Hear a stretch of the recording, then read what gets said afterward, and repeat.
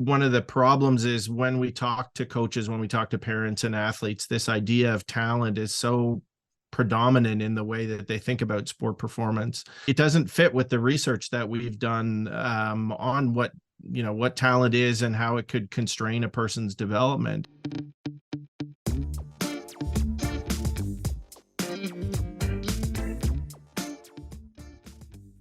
Joe Baker is recognized as one of the world's leading scholars on athlete development and sporting talent.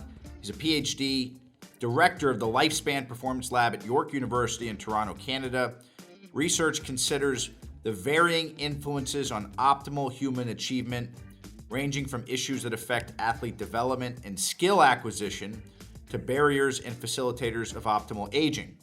He's written a bunch of books, including the one that I'm holding right now, Jaime, The Tyranny of Talent, how it compels and limits athletic achievement and why you should ignore it. So you might say, why are we talking to someone that's an expert in sports on a Future of Work podcast? And I'll tell you why. Joe Baker's work is looking at the performance of athletes at the highest levels. His study of how master athletes do what they do is highly relevant today in a world where workforce leaders are thinking every day about how to increase the performance of the people in their workforce. I also think it's relevant because we're living in a time right now where the word talent, which gets thrown around a lot. I mean, there's talent leaders, talent managers, chief talent officers. Everybody's always talking about acquiring talent. And one of the things in the book, The Tyranny of Talent, that Joe talks about, which we talk about here in a few minutes, is about where that word came from and why that word, more often than not, does damage to organizations and athletes and performance outcomes than it does benefit. So with that, here's Joe Baker. Let's bring it in.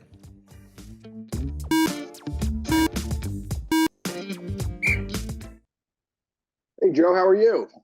I'm good. How are you? I am well. Happy Monday. Maybe a quick background on yourself and what brought you to writing The Tyranny of Talent. Yeah, so the most important part is I was an athlete myself, and so I was always interested in how much of elite performance is due to hard work and how much of it is due to genetic potential or just luck, all those kinds of things. And so the idea of talent was always interesting to me. And then I'm lucky enough that my day job is doing research with high performance athletes and organizations and trying to figure that question out. So as a professor at a university in Toronto, I'm lucky that I get to explore this thing that's been such a question that's driven a lot of my interest over the years. I have the book here and it's all marked up, so I have to read between the notes and the highlights, but the title is The Tyranny of Talent: How It Compels and Limits Athletic Achievement and Why You Should Ignore It. I guess, can you give us a little brief for those that haven't read it, like what the focus of the book and your research is around talent? So our research looks almost exclusively at sport performance, but we use sport performance as almost an ecosystem for exploring almost anything that humans do. Like, we can see amazing creativity, and we saw it last night in the football game. We can see amazing physical stuff, and that's what most people think of when they think of sports. But there's the execution of an expert pianist in the fine motor skills that an archer uses. There's the performance under pressure that an elite special forces soldier uses that we see in someone competing at the Olympics. So almost every element of human performance we see in other domains we can capture in sport. And so in our research, one of the problems is when we talk to coaches, when we talk to parents and athletes, this idea of talent is so predominant in the way that they think about sport performance. And so it doesn't fit with the research that we've done on what talent is and how it could constrain a person's development. And so for me, I wanted to write a book that sort of provided a state of the science perspective on what talent is. And that second part of the subtitle, Why We Should Ignore It, I think is the most important part, because so many of us think that our potential is fixed, that our likelihood of success is controlled by how much talent we have, where the opposite is true. And if we have messages that affect the way that a person thinks about their development in a way that undermines practice and engagement, then we're affecting their long-term development. what we want to do in our research is try to focus on the quality of the environment that you have, that you're creating for people to thrive in, because that's the ultimate determiner of how much learning occurs, how much performance you see. And when you say the quality of the environment, I think that's an important point that you talk about in the book. I guess, what are some of the key ingredients to creating an environment where, you can get the best out of your people? In sport, it's about training physical, cognitive, perceptual skill, those kinds of things. But it goes broader than that. I think any environment where you want to see development, if that's in your employees, your athletes, your kids, whatever, you need to understand the potential for development, the trajectory for learning. Humans are interesting. We never get to a place where our brain is full and it's unable to learn new things. And so if you thought about that with your employees, with your athletes, with your kids, whoever, you'd change the way that you interact with them. You wouldn't look at them as if they're fixed. You wouldn't look at one instance, maybe it's a success, maybe it's a failure, and define the person by that instance. You'd think about it in terms of the long-term trajectory for learning. So should we stop using the word talent? Do you feel like, and again, I'm coming at this from even a talking future of work as well as sport, but for that this talent development title has emerged. Now it's not HR or learning and development, it's talent development. Because what's your perspective on that? Because words matter. What's your perspective on the use of the term? Yeah, it's funny because that's an area where we're doing a lot of work at the moment to clarify the power that words have for guiding behavior. And we're in the middle of writing a paper right now, getting people to retire the word talent from all the things that they do. So when you think about talent development, you think about the process in a different way than you think about employee development or athletic development. Athletes and employees are people. They're dynamic. They're unpredictable. They require certain environments to thrive in. Talent is a nebulous, kind of obscure and vague thing. We need to be thinking about these things as people. These are unique systems of development. Every person is a unique system of development. And when you start with that perspective and throw out the word talent, you probably take a giant step in improving the way that you deliver education courses or employment opportunities or all those kinds of things. One of the sections of the book, I actually read this to our team the other day. It was this is what you say: motivation and effort are central to learning, and especially central when you talk about Anders Ericsson's research on deliberate practice. You go on to say, effort and motivation are not enough, however. Training in a vacuum, even at the highest levels of intensity, is no recipe for success. And in order to optimize training and practice opportunities, developing performers need to have access to high quality instruction. Just talk to me about what did you notice in your research, the difference between high quality instruction and low quality instruction? It's one of the big constraints on a person's development. And, we don't want to undermine hard work and effort, but that hard work and effort, if you want to get the most out of the time you spend practicing or training, it needs to be done in the right environment. And one of the ways that you construct that environment is by someone who can provide insightful and critical feedback to you. That's one of the things we know about human learning, whether that's a motor task or a decision-making task or a behavioral task. That appropriate feedback, the right kinds of feedback at the right time, is such a powerful promoter of learning and engagement. Sometimes it's simple. It can be a simple, affirmative affirmation message. Sometimes it can be, hey, I don't want you to do anything right now. I want you to go home and get a good night's sleep, because sleep is going to help consolidate memory. It's going to help you with your learning. Like, just providing those simple messages can be enough for someone, especially if you understand your athletes or your employees well enough to be able to tailor the feedback to that specific individual. That's what good coaches, whether those are sports coaches or work coaches, that's what good coaches do. They know their people so well that they can tailor those messages, and that tailored message is the thing that leads to that, springboard in terms of learning. Yeah, the one story in the book that jumped out to me was you talk about the Wonderlic and the NFL draft. And I actually read something the other day where the head of the NFLPA actually came out and was trying to totally get rid of the combine, which would be, knowing the sports performance world would probably drive a lot of people crazy. But Yeah. the idea of testing, and this happens not just in sport, but in at the workforce level, and even in higher learning, you have SATs, you have ACTs, there's workforce programs that you have to pass the test to get access to job skill training, even if you're unemployed. These talent assessment tools have become so popular. Yeah, I think there's a time and a place for those kinds of things. I'm a measurement guy, so I'm never going to say don't measure or don't assess. I think it's how you frame the results of those tests, right? Like you can use them in a predictive way to say, well, your score here predicts outcome X, or you can say, well, your score here helps me tailor a learning environment and a developmental environment that's going to help you thrive better, and use it almost as a report card that provides information for future instruction and future development, as opposed to the way they use those tests like the combine, whether that's the NHL or the NFL. They kind of use those as predictors of future success. They shouldn't be seen that way. They should be seen as, well, here's what your player looks like today. Here's their strengths and weaknesses. Now create a tailored developmental program that's going to focus on the weaknesses and accentuate the strengths. But very rarely is it seen that way. It's seen as a predictive sort of variable in almost an economics kind of model where it's a fixed capacity. It isn't. The players don't stop developing when they get drafted. That's a new door that's open that needs to be, focused on in a very specific way. Would you go as far as, throughout the book, there's talk of, like there's a whole section you talk pretty heavily about fragility and obstacles and how they seem to be very important and almost critical to the development process.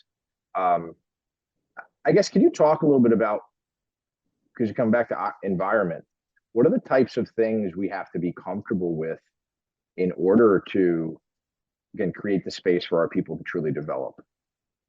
I think that concept of anti-fragility is going to be a huge one for human development in general. It doesn't matter what the domain is. We need to provide opportunities for people to develop resilience and coping skills, because at the highest levels of performance, it doesn't matter what domain, you have to figure out important coping skills to be able to handle the demands that go along with those types of jobs. And so, I think this is, in the book, it's a reflection of this, culture in sport that we have right now about making everything safe and removing threat and challenge. And I think that misses the point of what sport is and what makes sport such a powerful environment for human development. It's the challenge. It's the perception of threat and risk that leads to the development of these coping skills that are so important. It doesn't mean put your athletes under actual risk, but they need to perceive that it's a little bit unsafe in order to develop those skills. And I think we could take that message also to almost any domain of employment. The employees need to feel safe, but you also need to give them a challenge so that they can develop skills that they're not going to develop in the absence of that challenge. So performance under pressure, get them to give presentations to a group that they're not familiar with, because if they don't, they're not going to develop that ability to handle performance stress. Same thing with a high performance athlete. You wouldn't expect somebody's going to make it to the NFL or the Olympics if they've never learned coping skills to deal with performance stress. The person with the greatest amount of talent in the world, eventually they're going to reach a limit of that talent and have to figure those things out. And so if we can give them the tools to figure that out more quickly, we're providing an advantage that they'll have that, someone who doesn't get that training won't have.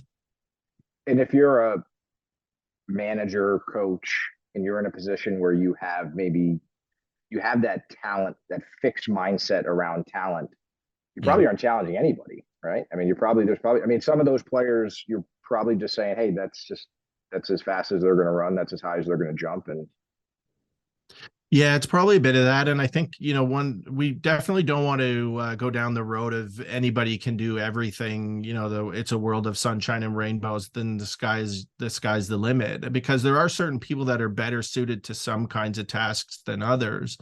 But I think we don't know that in the absence of opportunity and training, right? It's if we use a sport example, nobody leaps off the couch and becomes an Olympic anything. There's there's thousands of hours, maybe tens of thousands of hours of training that is required to figure that out. Employee development's the same thing. You won't know on day one what the perfect fit for that person is. So create a system where you're providing opportunities to see, okay, well, yeah, they're thriving here, they're not here. And so, use that as a way to figure out in your system, where's the best fit for that person, not assume that everybody's a peg that's going to fit in the same size hole. Joe, what's your favorite kind of food? At the moment, it's Thai, I think. So let's say we magic wand, and you own the fastest growing Thai restaurant franchise in the world, Yeah. and in your role, you got to think about how do you develop a management infrastructure with folks who are going to continue to coach up frontline workers, back of house workers, servers, and so on. I want to throw this hypothetical out at you, so I appreciate you letting me do it. Yeah. How do you think about building that practice structure to develop the people within your organization? What are some of the advice you'd have for folks out there that are facing that same challenge right now? It's the same as I think we've developed our research lab at York, which is you start with a small, high quality product. You figure out the system and philosophy that you want to follow in the delivery of that product. And then you can upscale from there as long as you have that core high quality thing that you've started with. And I think even, our Thai food restaurant example, if we did one thing well and nobody else could compete with us on that one thing, you get known for that thing, people come in for that thing, and then you start building out from there. Once you've got a base of support, you're starting to develop a network. I think that's essentially how we created my research team at York, which I would say is, I think we're up there in terms of the rest of the world in terms of productivity, but we've never compromised the quality of the people that we're developing. And when you do that, it's a feed forward system, right? You create interest in high quality people coming to you, and that builds out your system in ways that you never even anticipated. The word I circled pretty heavily in the book, and I'd come to your restaurant, by the way. It sounds pretty good. Was the word you said talent and exposure? Yeah. And it's a simple thing, simple concept, but today in the global workforce, there's a lot of workers who just don't get the opportunity to learn or to show what they know, and that again. Tell me if I'm wrong or anything to add on top of that. But I think if I'm you almost said the T word. If I'm a coach or a C-level executive thinking about how I build a strong workforce, I have to think about providing exposure opportunities to people. Would that be a way to interpret what you were saying? Yeah, absolutely. And I think that's from a long-term development standpoint, the exposure is the critical element. That may be the most critical element, because there's, even if we focus on a single sport, there's no recipe for the creation of an elite football player. There's a football player who could be a football player or a rugby player or a power lifter, depending on positions. So that person can fit into a number of roles. It's what's the exposure that they've had most recently that's going to lead them in one direction over another. So I think, for managers and people in those kinds of positions, providing opportunities and exposure to different tasks and seeing where people thrive is the critical element. Not assuming that everybody's going to thrive in the same way in all tasks. That's just, I don't think, reflects reality. But let's not pigeonhole somebody that on day one, assuming that this is the only place that they're going to fit. Let's expose them to, and we've seen examples of this in successful companies with, the future CEO who started out in the mailroom, like learning that system from the ground up, knowing every cog in that system and how it works and how it can be more efficient. That kind of systems approach, I think, is really important. Even if at the end of the day, you find yourself focused in one area, understanding how the whole system works, I don't see how that could ever be a bad thing. Yeah, it was even the, you talked about Matthew effects.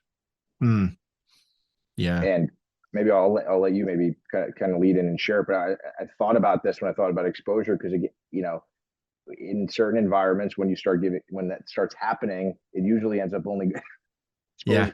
going to one group versus maybe the majority or the others.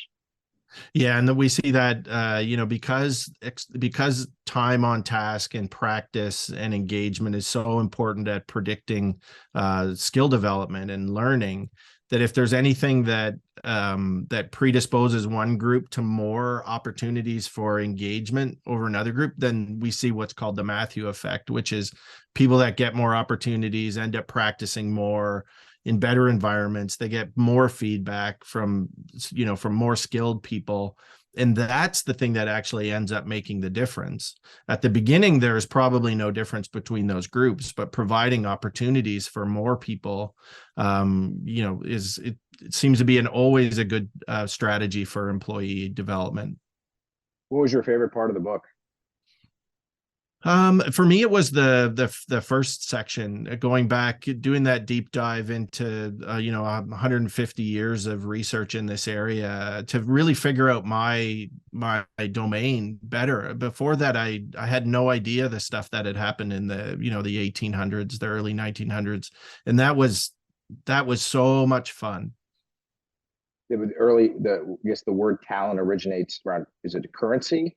Was it? Yeah. Yeah, it was a talent, was a weight, a measure of weight. And so you paid for things in a talent weight of silver or a talent weight of gold. Yeah, it's wild when you start trying to connect that history to the way the word is being used today. Yeah, which is like we use it in the same way. We use it as an implicit indicator of a person's value is based on how we think about their talent. Yeah. Joe, talking about future of work, I guess final question for you today. What's your hope for the future of work? My hope is that we get away from this sort of looking at people as if they're fixed capacities. That's the old world talent view, that talent is a fixed thing. And a 21st century view is talent. Talent exists. There are differences between people, but it's an emergent quality that needs to be put in the right environment for it to be able to thrive. For me, that shifts the spotlight to, assessment and trying to figure out what's the recipe for this person's success, to creating the optimal environment for people to be able to thrive. And when you do that, the downside of that is you create an environment where everybody's able to thrive. And so you focus more on the process instead of the outcome. Joe, thanks for taking time. Yeah, this was my pleasure. Thanks.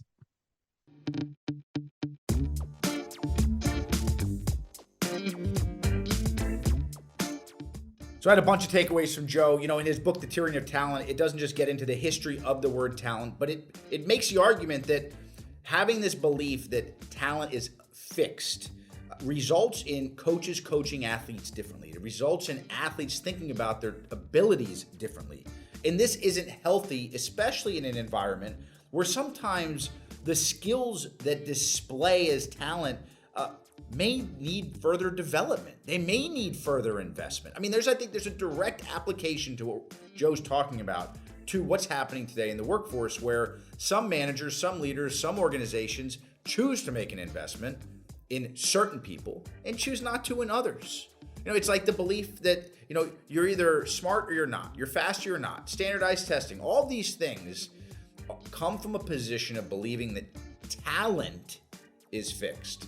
And for all those people out there that call themselves talent identifiers, or HR people that says I'm in talent acquisition mode, I would agree with Joe's perspective that we should, quote, retire the word talent, because it does set us up with the wrong strategy and maybe making the wrong choices.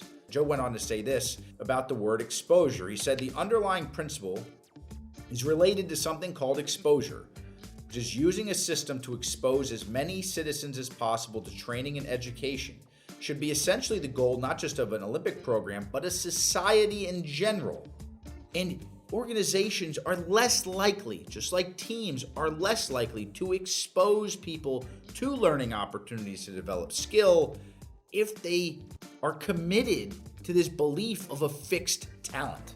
Joe also said we never get to a place where your brain is full, and since I know you believe that as well, you should head on over to your local bookstore and pick up the book, The Tyranny of Talent, How It Compels and Limits Athletic Achievement and Why You Should Ignore It. That's all we got for this episode of Bring It In. Thanks to Joe Baker for joining us. Now don't forget to subscribe to Bring It In so you never miss an episode.